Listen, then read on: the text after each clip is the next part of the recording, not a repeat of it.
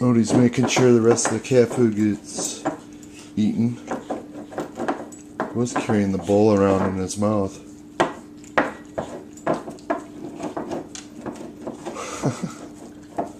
You're not a kitty, you're a doggy. We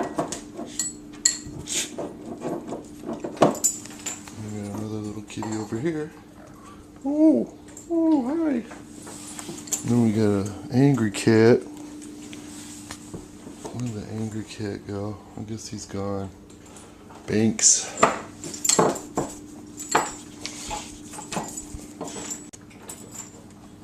Alright, we're replacing the top rack in this Kenmore, because you get more from a Kenmore because Kenmore has more to give.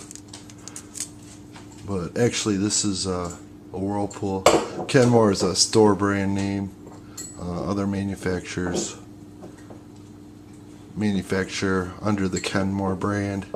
And this is a Whirlpool. I cross-referenced it online. It has these little clips that fit in the end here, and all you do is pinch them.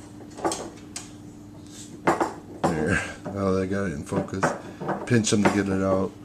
Then you slide your dish rack in. The little wheels follow the track.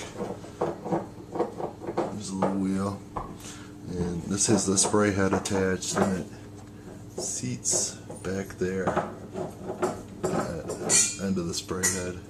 It's flared out at the end, and then you get your spray action for the top rack. So that's where I'm at today, replacing the dish rack on a Whirlpool. It's a noisy old beast, but it does the job. Thanks for watching.